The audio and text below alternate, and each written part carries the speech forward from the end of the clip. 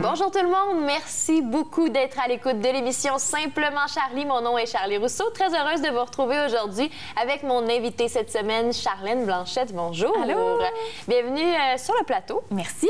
Écoute, quand même, tu as fait beaucoup d'entrevues, là, toi, au cours des dernières années, radio, télé. Donc, ça se peut que les gens à la maison t'aient déjà vu. Ça se peut, effectivement. C'est possible. Justement, là, dans les dernières années, tu as fait ton bout de chemin sur les scènes du Québec. Je voulais savoir si on repart du début. Quand est-ce que tu as su que tu avais une passion pour la musique? Je l'ai su quand même vraiment tôt. Moi, dans ma famille, j'ai été entourée de musiciens qui faisaient ça pour le plaisir. Puis j'ai commencé à faire des cours de violon, de piano, de chant. J'étais vraiment jeune, genre autour de 5, 6, 7 ans.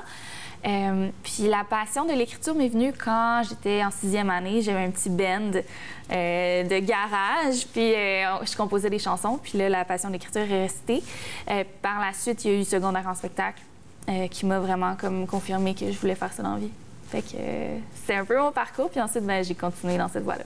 Puis donc, tu as vraiment appris un peu sur le tas, on peut dire ça comme ça? J'ai eu des cours. J'ai suivi des cours de chant la moitié de ma vie. Mais ouais, j'ai appris en jouant avec d'autres musiciens, j'ai appris en ayant des groupes, tout ça. Fait que un peu de tout ça, un mélange. Donc, l'élément déclencheur, ça a vraiment été d'en faire? Ben oui, ça a été d'en faire, ça a été d'écrire des textes puis de les présenter en spectacle. Je pense que quand j'ai participé à secondaire en spectacle puis que j'ai comme gagné, ben je me suis dit que c'était vraiment un feeling que j'aimais, puis que je voulais revivre. Puis en fait, je pense que écrire mes tunes puis les présenter, ben, c'est ce qui me fait le plus triper. Puis donc, tu as un long parcours, mais tu es quand même assez jeune. Oui, j'ai 24 ans. Est-ce qu'il y a déjà des gens qui t'ont dit comme « va-t'en pas dans cette direction-là pour telle ou telle raison » ou tu as tout le temps été encouragée par tes proches puis les gens autour de toi? J'ai toujours été encouragée par mes proches. Dans le fond, ils sont toujours venus à mes spectacles, m'ont toujours encouragée à aller dans cette voie-là. Mais je suis très curieuse dans la vie, il y a beaucoup de choses qui m'intéressent aussi. Fait que moi, je savais que je voulais aller à l'université, puis pas nécessairement en musique. Fait que j'ai fait autre chose à l'université, tout en gardant la musique là, toujours vraiment très actif. Mais ouais, fait que j'ai été très encouragée à aller en musique, mais c'est ça, vu qu'il y a plusieurs choses qui m'intéressent, ben j'essaie plein de choses. Donc, d'avoir un plan B, ça reste important pour toi? Pas nécessairement juste si ça devait ne pas marcher ou ça aurait pu ne pas marcher, mais juste parce que tu as d'autres passions? J'ai d'autres passions, effectivement. La musique en premier, toujours. Ça a toujours été ça. Mais j'ai décidé, en fait, de faire un bac en communication marketing qui me permet d'appliquer toutes les connaissances que j'ai eues à l'université sur ma carrière en musique. Fait que c'est vraiment un qui aide l'autre. En fait, là, quand on fait de la musique, on a un produit à vendre, on doit se représenter, avoir visuellement quelque chose d'intéressant aussi. C'est pas juste le son, c'est comme l'entièreté de ton image et tout ça. Puis je pense que mon bac en marketing m'a vraiment aidé à comme, orienter ma carrière vers quelque chose qui va être nouveau aussi, puis je copierai pas personne. Puis tu sais, tout mon univers est très, très visuellement singulier, puis on peut le reconnaître. Beaucoup de couleurs, beaucoup de paillettes et de trucs qui scintillent. Je pense que c'est pour ça que j'ai décidé de faire des études en autre chose qui allait vraiment m'aider pour ma carrière musicale.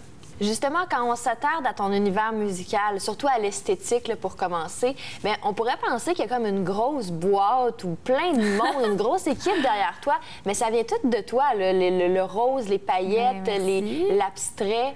Bien, en fait, je travaille avec une directrice artistique qui s'appelle Laurie TB. Laurie, c'est ma styliste, puis ma DA. Comment on fonctionne, moi et elle, en fait, c'est que souvent, j'ai des idées... c'est pas loin de moi, dans le sens que j'aime vraiment les paillettes, puis j'aime vraiment le rose, puis j'aime vraiment ces couleurs-là, puis ça se traduit dans mon visuel. Mais elle est là pour comme canaliser mes idées, pour être sûre qu'on copie personne, pour être sûre que c'est original, pour être sûre que ça a une constance avec ce que j'ai fait avant aussi, puis que le personnage fait juste comme évolué.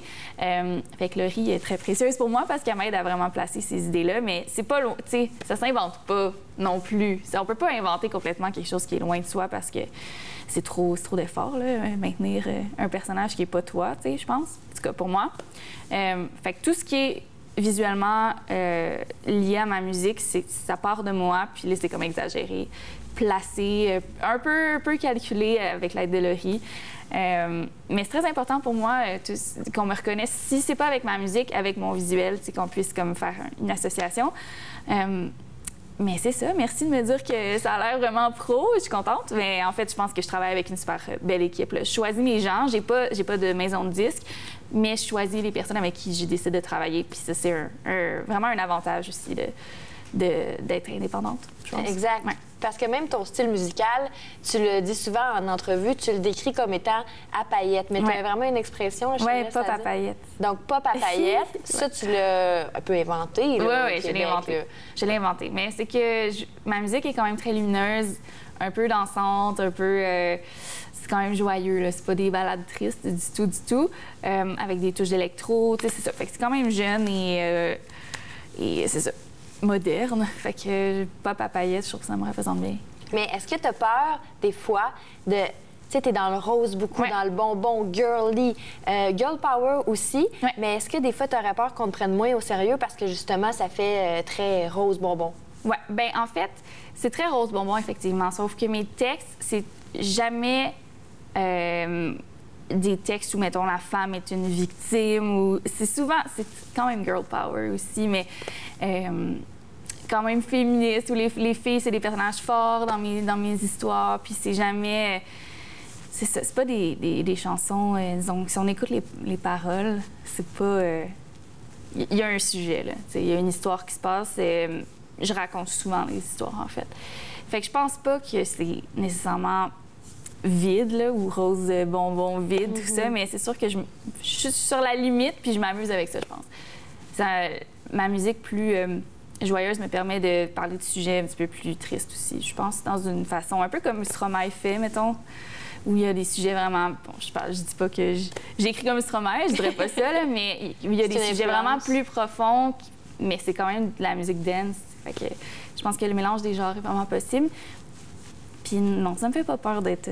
Dès qu'on creuse un peu, là, on voit que c'est pas superficiel. Là. Non, puis c'est pas insipide non plus, mais une autre crainte que tu pourrais avoir, c'est en vieillissant. Est-ce que tu penses qu'à 30 ans, à 35 ans, tu vas être encore dans cette mentalité-là? Est-ce que tu vas encore aimer ça? Ou un jour, au contraire, tu vas vouloir t'en aller vers de quoi de plus noir puis pas de paillettes? C'est vraiment une bonne question. C'est vraiment une bonne question. Je pense pas que ça va devenir dark, même si j'aime beaucoup d'artistes électro qui sont quand même dark, genre Banks.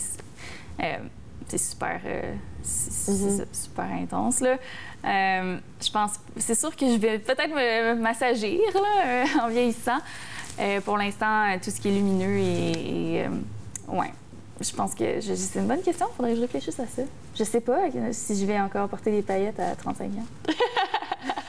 Bien, parce qu'on en parlait aussi, Ardon, la musique, ça vit extrêmement longtemps, mais nous, le public, on en a moins conscience parce que toi, par exemple, ton EP Fossile est sorti en 2017. Ouais. Il y a encore des chansons qui jouent actuellement à la radio, qui sont d'ailleurs considérées comme des nouveautés. Absolument. Mais dans les faits, tu les as écrites il y a plusieurs années, tu les as enregistrées, ça a été un long processus. Donc, aujourd'hui, tu peux des fois avoir un décalage entre, OK, à ce moment-là, je les assumais pleinement. Aujourd'hui, j'ai vieilli, j'ai vécu autre chose, peut-être moins. Donc, je me dis, imagine si après 4 ans, tu les assumes moins, dans 6 ans, ça va être encore pire.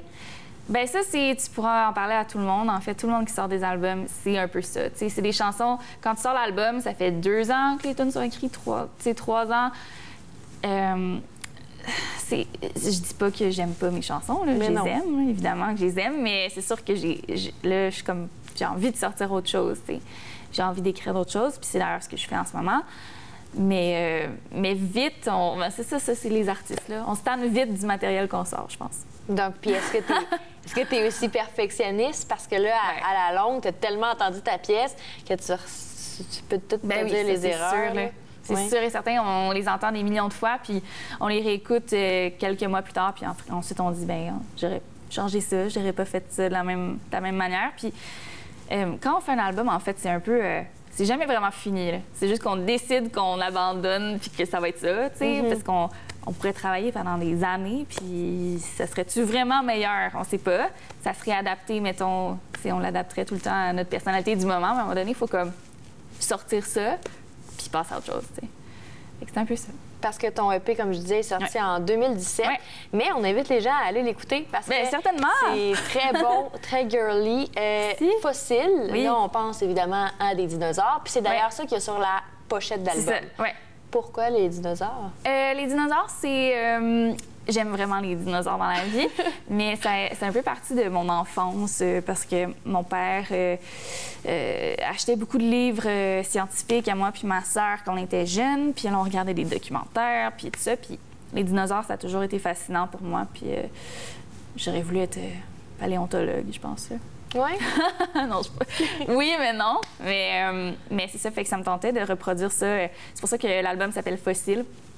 C'est la chanson titre de l'album aussi. Puis je voulais que ça fait un espèce de clash entre comme le féminin puis les dinosaures qui sont habituellement plus masculins. Puis, tu sais, je veux dire, le dinosaure est rose, comme, c'est ça. Tu as rendu ça quand même très féminin, justement. Oui, quand même. Donc, on va écouter une pièce qui est sur l'album. Oui. Ça s'appelle Gitane. Oui. Gitane, c'est une croqueuse d'hommes?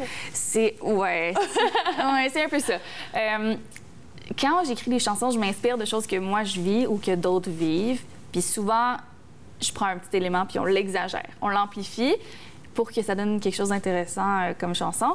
Fait que Gitane, c'est effectivement une femme libre qui voyage et qui ne se met pas de limites. Donc voilà, c'est Gitane. Il y a aussi une vidéo qui est disponible sur YouTube qui a été faite avec quand même une grosse équipe, là. Du moins, c'est ce que ça semble. C'est pas tant des grosses équipes, ça a l'air de ça, mais non. Il y a Laurie, évidemment, qui a travaillé avec moi. Puis un duo qui s'appelle La Cour des Grands qui ont filmé ces clips-là.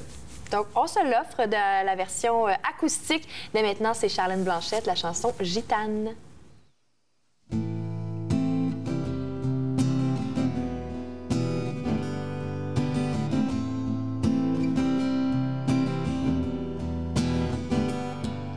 Sur ma route, je n'étais pas sage et j'ai brisé le cœur au passage que j'ai laissé au bord du chemin pour quitter les histoires sans lendemain.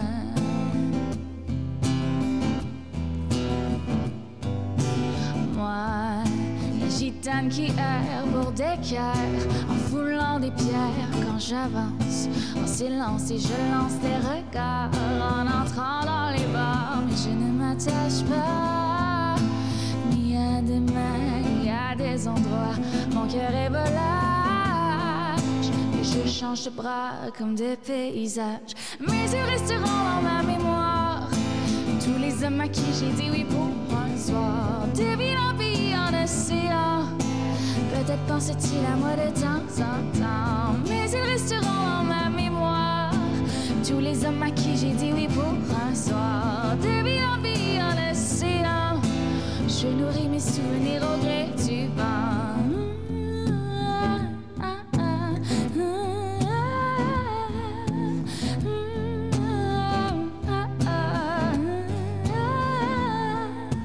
Sur ma route, je ne suis pas seule, j'ouvre mes bras à ceux qui le veulent et tous les jours. Je tombe en amour et ça part et ça vient durant mon séjour. Mais je ne m'attache pas ni à des mains ni à des endroits. Mon cœur est volage et je change de bras comme des paysages, mais ils resteront dans ma mémoire. Tous les hommes à qui j'ai dit oui pour un soir, des villes en pays en océan. Peut-être pense-t-il à moi de temps en temps, mais ils resteront dans ma mémoire. Tous les hommes à qui j'ai dit oui pour un soir, des villes en pays en océan. Je nourris mes souvenirs au gré du vent.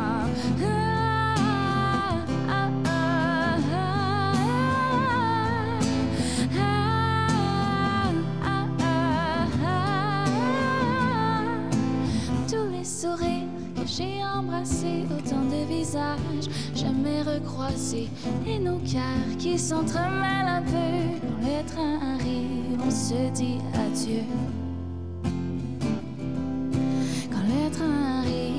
se dit adieu, adieu. Quand le train arrive, on se dit adieu. Mais ils resteront dans ma mémoire, tous les hommes à qui j'ai dit oui pour un soir. De vie en vie en océan, peut-être penses-tu à moi de temps en temps. Mais ils resteront dans ma mémoire, tous les hommes à qui j'ai dit oui pour un soir. De vie en océan, je nourris mes souvenirs au gré du vent.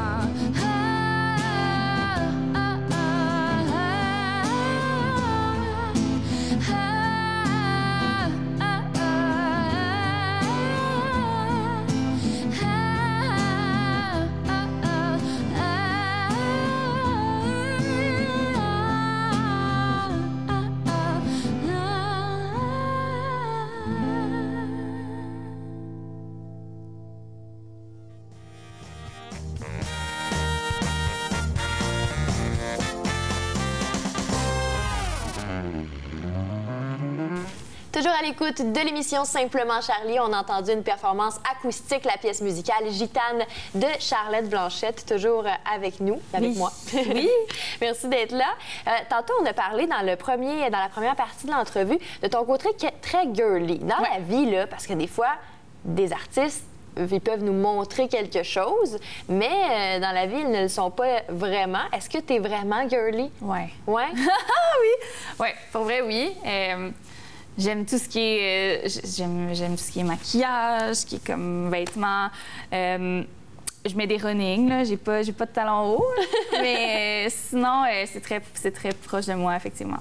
Et tes thématiques sur l'album, sur le EP que tu as lancé en 2017, bon, il y a l'aspect Power Woman. Ouais. Il y a quoi d'autre? La liberté, en général. Tout ce qui nous permet de nous épanouir puis qui nous met pas de limites, pas de frontières. Il y a l'amour, évidemment, on s'en sort pas sans l'amour. Puis il y a tout ce qui est, c'est ça, les relations en général, le côté, la psychologie dans les relations. C'est un genre de ce côté-là. Puis il faut dire aussi que les voyages sont une grande source d'inspiration. Tu as fait combien de voyages dans ta vie? Combien de voyages? Parce que souvent, je visite plusieurs pays en même temps, mais je pense que je suis rendue à 15-20 pays. À 24 ans? Oui. Quand même? Tu as commencé tôt? Mais j'aimerais ça arriver à 30 pays avant 30. Ah, ce serait possible. Oui, peut-être. Ce serait possible. Tu es d'ailleurs allée cette année en Asie. Oui. Pour la première fois. Oui. Donc ça, j'imagine que ça a été une belle source d'inspiration. Vraiment. Qu'est-ce que tu as vu? Quelle aventure tu as vécue? Bien, c'était vraiment des paysans, premièrement, l'Asie, mais j'ai trouvé... C'était vraiment plus simple et plus facile que je m'attendais. J'ai trouvé que les gens étaient vraiment gentils. J'ai vraiment aimé la culture, les paysages que j'ai vus. Tout était vraiment différent de ce que je connaissais. Puis c'est très inspirant pour... ça nous... Être... Tu sais, je voyage seule en backpack. On a beaucoup de temps pour réfléchir, pour penser, pour se pencher sur soi. Fait que ça donne des réflexions qui se traduisent en chansons la plupart du temps. Donc, les voyages, ça te permet de faire une rétrospection. Absolument. Sur toi-même, puis sur ce que tu vis. Mais est-ce que, bon, t'es partie seule, est-ce que t'avais plein d'activités, là, puis t'as monté des monts, puis tout ça, ou t'es restée plus... J'avais des activités, effectivement, mais c'est moi qui... Tu sais, je suis arrivée là-bas, je savais pas vraiment ce que j'allais faire. Je savais que... J'étais allée au Vietnam, en fait, puis je savais que j'allais faire du nord au sud. Puis rendu là, ben j'avais un mois pour comme remplir mon horaire, fait que j'ai fait un peu au jour le jour. Et ça t'a donné des sujets d'inspiration pour ton... nouveau projet qui sera pas nécessairement un album ou un EP. Je pense que je vais sortir plusieurs chansons, plusieurs singles, en fait. J'essaie de... C'est ça. En ce moment, j'écris. Je suis vraiment en période d'écriture. Je vais être en studio cet été. Puis je pense qu'à partir de l'automne, je vais commencer à sortir des chansons sporadiquement, mais quand même pas trop éloignées là, les unes des autres. Je sais pas, je veux essayer ça. Garder l'attention, sortir une tune après l'autre, peut-être à chaque mois, chaque 2 mois, essayer de comme garder l'attention puis de dire que je suis là puis que j'ai une présence constante. Parce que quand on sort des albums, de nos jours, premièrement, on n'en vend pas des physiques. Tu sais, on en vend comme 100, 200, je sais pas. Ça dépend des gens. La moitié, c'est tes proches qui l'achètent. Exactement. Puis tu en vends dans tes shows, ça, c'est cool.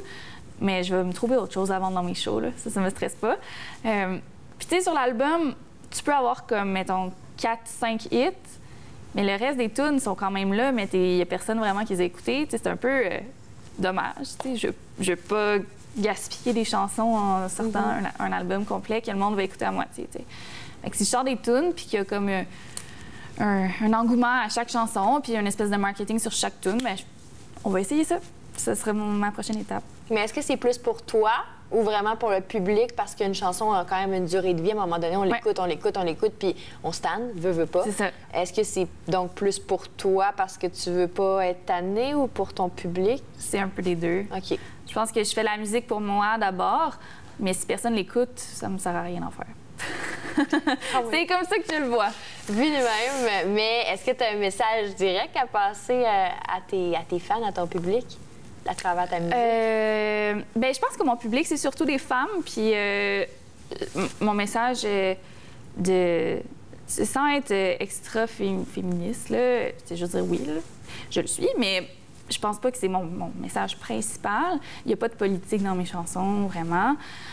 Mais je pense que juste s'assumer puis être libre de ses choix puis être comme se sentir fier de soi. Je pense que c'est un peu avoir confiance en soi. Ça, c'est des sujets que j'aime transmettre dans mes textes. Puis je pense que je vais m'en aller dans cette direction aussi pour les prochaines chansons. J'ai déjà une couple de tunes. J'ai genre 8 tunes que j'aime, que je sais que je vais travailler, sur lesquelles je vais travailler cet été en studio. On va voir lesquelles vont faire la cote, là, lesquelles vont être conservées. Fait que, ouais. Mais ton processus de création, comme là, il y a 8 pièces qui a le texte, qui n'a pas nécessairement de mélodie. Il y a la mélodie aussi. Oui? Ouais. OK. Fait que toi, t'es plus texte-parole? Non, texte-musique ou musique-parole? Souvent, je commence avec un bout de phrase, une phrase que j'aime ou un paragraphe que j'ai, mettons, écrit. Des fois, tu sais, je compose, j'écris sur mon iPhone, puis je vais le retravailler plus tard. Mettons, une phrase que je trouve vraiment catchy, qui va devenir le titre ou le refrain, mettons. Puis ensuite, ben, je vais comme reprendre ce bout-là, puis je vais essayer de mettre une musique dessus, puis là, à l'aide de la musique puis de la mélodie, je vais composer le reste pour que ça fitte. Fait que c'est un peu comme ça que je travaille. Puis c'est beaucoup à la guitare, qui est ton instrument de prédilection? Ouais, non, ces temps-ci, là, je compose à l'ordinateur puis avec les claviers. Okay. Piano, clavier. À l'ordinateur, ça veut dire? Je me mets un beat, je fais des beats. Ouais. Donc, tu crées vraiment de la musique plus DJ ou... Genre, un peu électro, là. Électro. Ouais.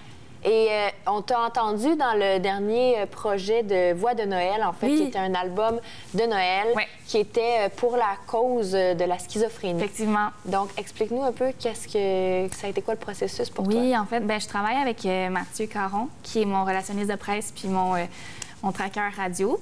Lui m'a contacté pour que je chante une chanson sur l'album, qui est un album de Noël où les fonds allaient directement à cette fondation-là. Ça a été vraiment un beau projet rassembleur. C'est un très bon album, des bonnes chansons, vraiment des arrangements acoustiques magnifiques. J'ai adoré faire partie de ce projet-là. Je crois qu'il veut faire une deuxième édition. Mais je sais pas si je vais en faire partie parce que je pense que c'est avec des nouveaux artistes. OK. À voir. Mais c'était un projet 100% féminin en plus. C'était vraiment une belle opportunité. Puis ma chanson sur Spotify a comme été... Dans toutes les playlists, on est rendu à genre 200 000 écoutes. Ça a comme... Ouais. C'est pas ma tune, c'est une reprise de Joyeux Noël. Mais quand même, la chanson était vraiment populaire pendant le temps des fêtes. Donc, c'est l'interprétation qui compte, la version que tu en as faite, dans le fond, qui a eu beaucoup de succès. Ouais. Mais est-ce que, là, tu t'es vraiment engagée? Est-ce que c'était la première fois que tu t'engageais auprès d'une cause? J'ai déjà fait quelques shows pour des spectacles bénéfices. En fait, pour le Relais pour la vie, j'ai fait à Saint-Hilaire, j'ai fait souvent les spectacles. Puis pendant 3 ans, j'ai été celle qui était en charge de la programmation. Donc, c'est moi qui bookais les artistes pour ce show-là. J'ai fait le Relais pour la vie aussi à Saint-Hyacinthe. Donc, j'ai été impliquée là, dans quelques shows bénéfices quand même. Et cette expérience-là de t'impliquer pour la cause de la schizophrénie, ça t'a apporté quoi? Ça m'a apporté vraiment une famille, dans le sens que les filles qui étaient sur l'album avec moi, on se connaissait pas toutes, puis on était vraiment contents de faire partie de ce projet-là collectif, fait que ça nous a vraiment rapprochés. Fait que des nouvelles amies. Et une belle visibilité. Oui, absolument. Notamment sur Spotify, comme tu as dit. Donc là, il y a beaucoup de projets qui s'amènent, mais cet été, tu es vraiment en écriture. Oui, écriture studio. Donc, pas de spectacle. Ça te manque? Peu de spectacles, oui. Oui, je vais vraiment m'ennuyer, effectivement, mais j'avais envie d'attendre parce que quand on book des spectacles, il faut comme contacter les diffuseurs, tout ça. Puis des fois, je veux pas non plus comme... Comment je t'expliquerais ça? Vu que j'ai du nouveau matériel, je préfère attendre. Je préfère présenter mon nouveau matériel qui va être plus représentatif de moi. Je vais monter un nouveau show, tout ça.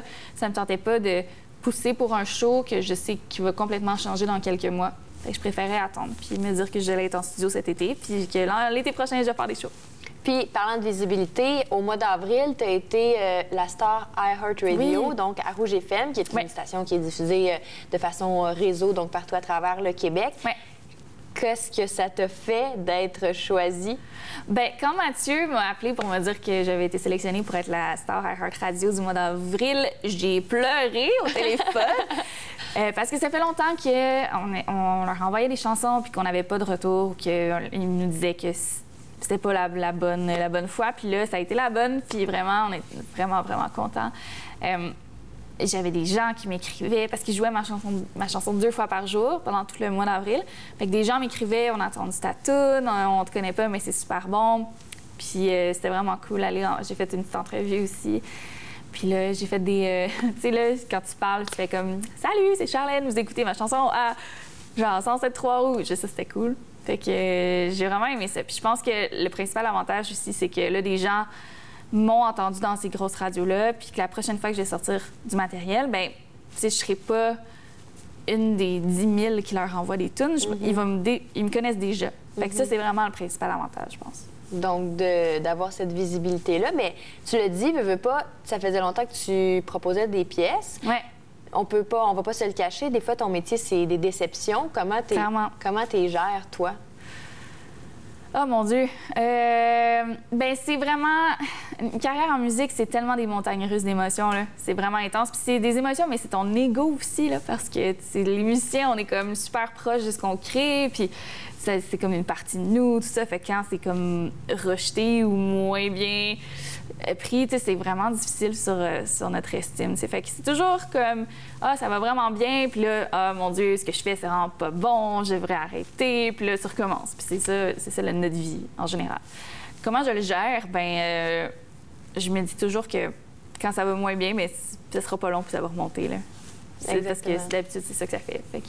Mais justement, on attend donc à l'automne ou l'année prochaine aussi pour entendre tes nouvelles chansons, mais tu vas les sortir là, une par 2 mois. Oui, je vais essayer d'en sortir là, quand même régulièrement. On va vous faire du matériel à tous. Et on peut se rendre sur ton compte Instagram, sur ton compte Facebook aussi. Sur mon site web. Écouter l'album Fossile P qui est sur toutes les plateformes de téléchargement de musique. Merci beaucoup d'avoir été là. Merci de m'avoir reçu. Puis l'album est en version physique aussi, hein? Oui, si on t'écrit. Il reste quelques copies. Donc, on peut directement écrire à Charlène via ses réseaux sociaux. Merci beaucoup d'avoir été là à la maison. La semaine prochaine, mon invité, c'est Roxane Bruno.